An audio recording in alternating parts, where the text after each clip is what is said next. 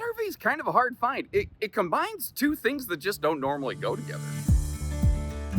Hey, good morning, everybody. Josh RV Nerd with Bish's RV down here in Middlebury, Indiana at Grand Design today on a beautiful sunny morning. Getting you some update footage here of the 3100 Imagine. I've been advised, first and foremost, this is kind of an early 26 release version. There are more updates expected to come through. I've been advised some of them, like the flooring is going to change. A lot of things basically are going to change. But in the meantime, if you've never seen this, I want to give you an introduction to the floor plan. This, as I mentioned, combines two things that don't normally go together very effectively, and that is a park-friendly extended stay layout with lots of space, the opposing slides, private bedroom, good storage, all those good things, but combined with awesome travel accessibility features. It has better tires, better suspension, better braking, but also when the slides rather, you have access to the bed, the bath, the fridge, the sink, and the dining area. So it makes a very rare portable park-friendly kind of camper combination right here, where if you do want to spend a couple weeks here, a couple weeks there, kind of park hop, bounce around, this is a really rare example of a floor plan that's actually very well suited for that. So we've got 200 watts of solar, opposing slides back in the living room. And what's also cool about this, it's a couples camper with really good guest capacity. The other thing that I always think about with a floor plan like this, with the dual opposing hide-a-beds, if you have kids now, but if they're in like ages 12 to 16, and pretty soon they're probably going to start being busy and not camping with mom and dad so much, you could go ahead and get your second camper the first time because you've got the hide-a-beds for the kids. They're old enough to set them up themselves, and you can save an insane amount of money by buying one RV instead of two later on. Now, that doesn't work for everybody, but that can really work really well for some folks. And if you like those little thoughts and tidbits, hit that subscribe button. We're going to get inside here. We got a lot of ground to cover. Now, as I mentioned, this is technically a 26 that we're in. It's a very early 26. There are updates expected. I have been advised of a couple things. I don't know the full list, but these fusion lights, these linear lights basically, they are probably going to go away and go back to puck lighting just because these things aren't quite as bright and they're just not providing people the kind of experience at their campsite that Imagine is looking for. I've also been advised that this flooring is going to go away. I never thought the flooring looked bad, but holy cow, there have been a lot of comments that people just do not like the flooring on this. So Imagine says, no problem. We're gonna get away from this. Now, this is not an Imagine original floor plan, but I've never seen another manufacturer, I feel like, kind of nail it sort of the way that Imagine has right here. I've seen a lot of other builders attempt this layout, and they've just never been as successful. And I think it's just the really minutia details that has helped separate Imagine on this. The dining arrangement on this RV or this layout is usually kind of awkward for a lot of people. But I feel like Imagine kind of cracked the code on this way before anybody else. And I feel like features like this are part of that equation. A lot of your fancier fifth wheels are now flirting with these rotational, Dinesque kind of arrangements. Imagine has been doing this for years, way before it was cool. Mostly on this floor plan, not across the board. But what it creates here, I personally really like. Because like if you're sitting down, having a bite to eat at the table, you don't lose out on the entertainment. And that's something that not a lot of brands offer on this model. Now, that table could very easily double also as additional kitchen kind of prep space. It just sort of depends. And I'm going to get you a better look at this, but the campsite window coverage of this, if you want to look at your site and not the neighbors, you are hard-pressed to find a lot of models that are much better at it than this. They also really thought about some very fine details here. Like the blackout roller shades, a lot of brands have those.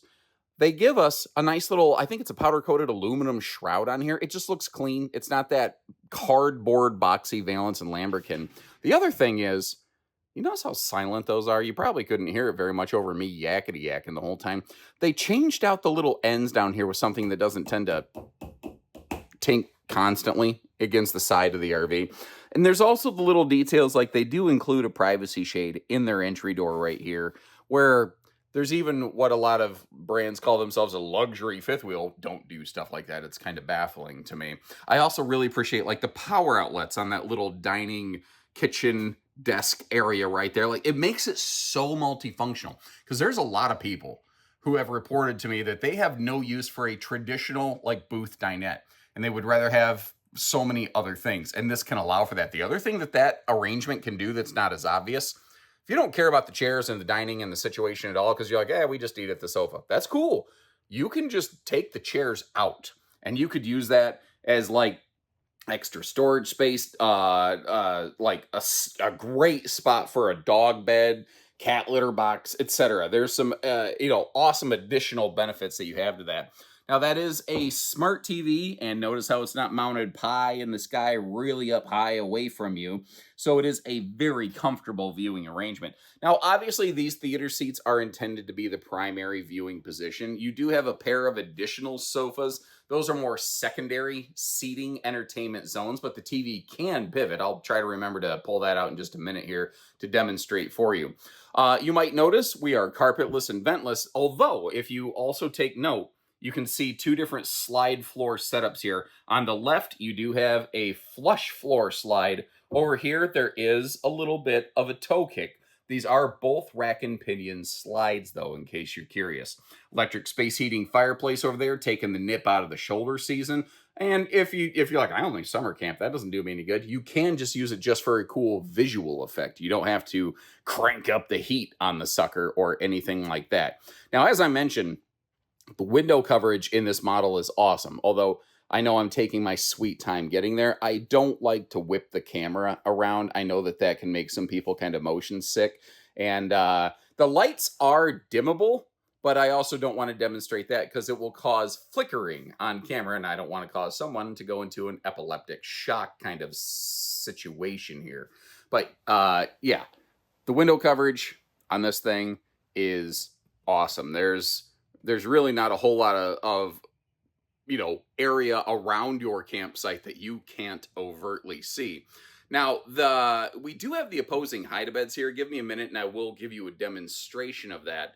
But as I mentioned, we do also have a pivoting TV arrangement. So I'm sitting all the way on the right-hand side of the sofa. This is basically, if you think about it, worst case scenario. Now, in a pinch, if everybody's gathered around the TV, you can still kind of see stuff enough, but thanks to that little pivot magic right there, like if you want to sit over here on the sofa and just kind of lounge a little bit, maybe the theater seat isn't your preferred area, you can kind of do that too, I got myself in a really weird position here to try to demonstrate the hide-a-bed, so I'm going to have to figure that out in a second. I think I know the way I'm going to get there. That's the trick with me. I don't run scripted material, but that also means sometimes things get a little bit awkward. I also think that's when it gets maybe more interesting. This theater seat right here, it is my nerd preferred style of theater seat with the fold down kind of cup holder, armrest, console, USB, charger plug, wombo combo right there, because it provides either cuddle compliance or population control if you need that little bit of separation right there in case one of you in the household is a little bit more smothery. In my own personal household, that would, without question, definitely be yours truly. And this is what I was saying earlier. It's a couples model that has some really nice guest-friendly capacity and capability. Now, the backs of the sleeper sofa cushions I just stacked up over here on the theater seat. It seems like that kind of is an effective place to put them. But you could also stuff them like I don't know, on the floor next to the hide-a-beds as well. I also wanted to point out, Imagine tends to be very good about this. They include the gravity, the defying doors, the anti-gravity overhead cabinet doors to make, accessing that stuff easy.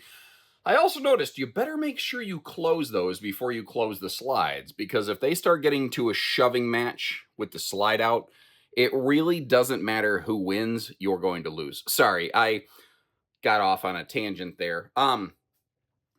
Let's say you have a couple teenage kids. Normally, the thought process is bunkhouse. And don't get me wrong, bunkhouse can provide some great benefits. It can provide privacy and whatnot. But if the kids are only going to be camping with you for a couple more years and then they're going to move out, consider a layout like this, because what it can provide for you is the sleeping capacity you need for your family. But in a couple years, if the kids are done camping with you, you don't have to go spending a bunch of money again and taking a hit on a trade, potentially again, to get a camper that the two of you will enjoy. Food for thought. I seriously almost forgot to follow my own advice. I almost forgot to close those overhead cabinet doors above the TV. And when I like to close slides for road mode, that'll cause some damage. Ask me how I know. Over the years, some lessons you learn by listening to your elders and your more experienced veteran people within the industry. And then some things you just have to learn by making the mistake. That's one of the lessons that I've definitely learned by making the mistake a couple times. Well, once a year I make a real good one. Try not to, but hey.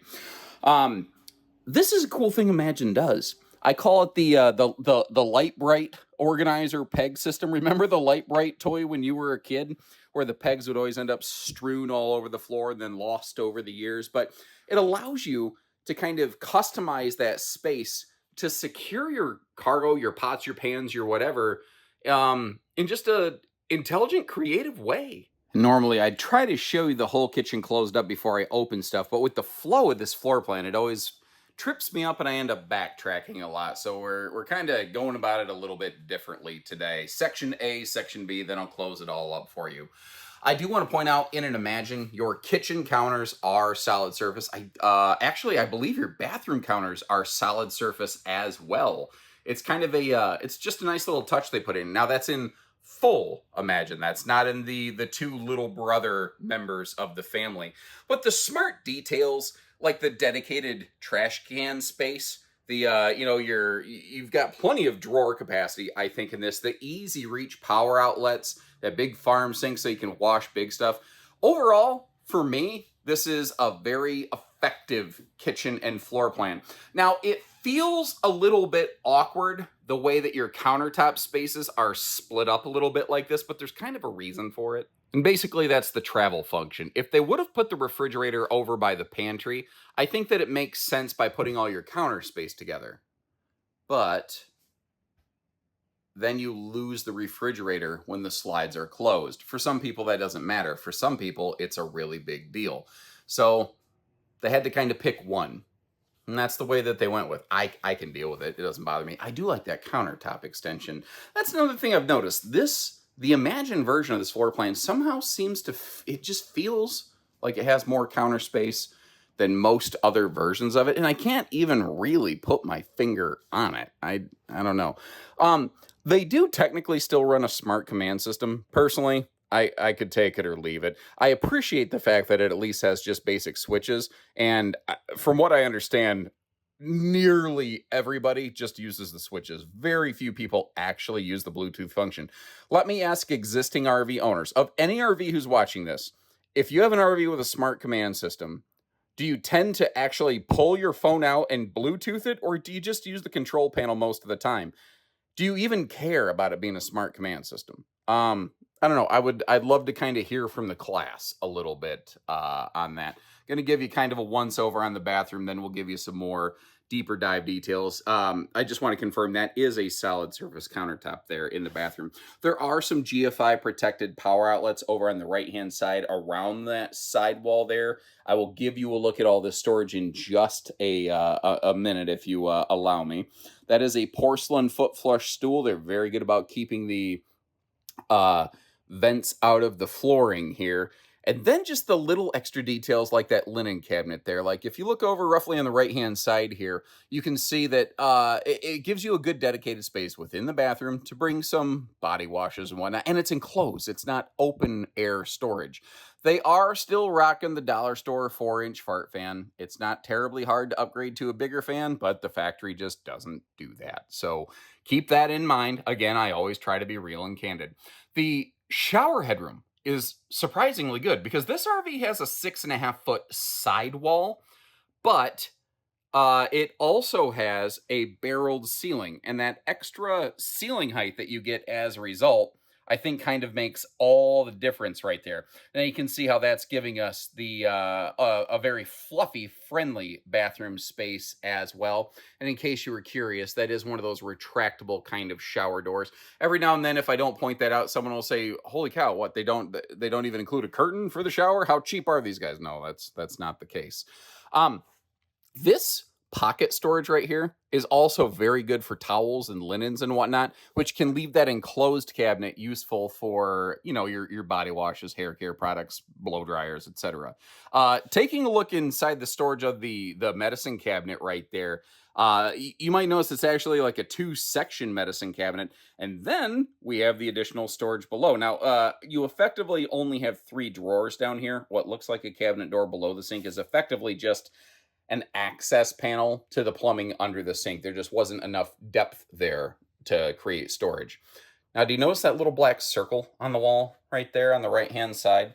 That's actually a magnet catch for the sliding privacy door, so that if the trailer's a-rockin', the door won't tend to slide open. So do with that information what you will. That is a 60 by 80 true queen bed, and they have a lot of copper run in this bedroom. What I mean by that, you have power outlets on the front side of those side dresser stands, but as well, you also have them in these what I call headboard power pockets right here, which are CPAP capable for those who are curious. It's kind of difficult sometimes to discern that stuff on camera, but typically CPAP machines will fit in there. But that only works for about 1/3 of users. You know, the other 2/3 of people that might look at an RV like this, it's a good phone charger pocket. You can put a book over there. You can do whatever you want with it.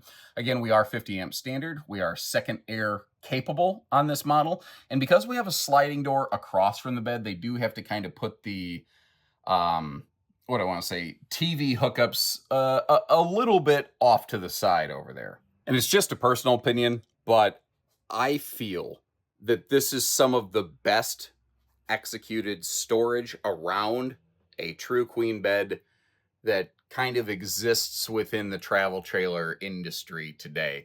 Imagine has been doing this for years. They, you know, the double dresser drawers, dedicated hanging storage, full enclosed, full access, gravity defying storage above the bed. They're just nailing it and essentially firing on all cylinders. It's something that I think a lot of other brands have essentially cloned for the most part, and I'm glad for it. Now, down below the bed, it is a more traditional footlocker space, but they tried to enhance the function of this a little bit. There's basically like a sliding, I don't know if you call it, what would you call that, drawer? Not a bucket, I don't know. There's a sliding section. If you want to take it out, you can. You don't necessarily have to. And it's often very difficult for me to kind of showcase the size of the dresser drawers in this arrangement. So I thought by giving you a straight broadside shot, that might help us a little bit. I just always try to look at this footage as though I was the one watching it, and how useful is that? I don't know. Anyway, storage spaces, trying to show a 3-dimensional cavity on a 2-dimensional platform already is essentially a logistical nightmare. So that's why I take all the time I do. It's also why I take the time to close up the slides. Well, that was not exactly what I meant, but to just try to provide you all the information I can is why I take the time to close up the slides, is what I meant. So the bedroom, the bathroom, the dining, the sink, the refrigerator, the oven, all remain available and functional in transit.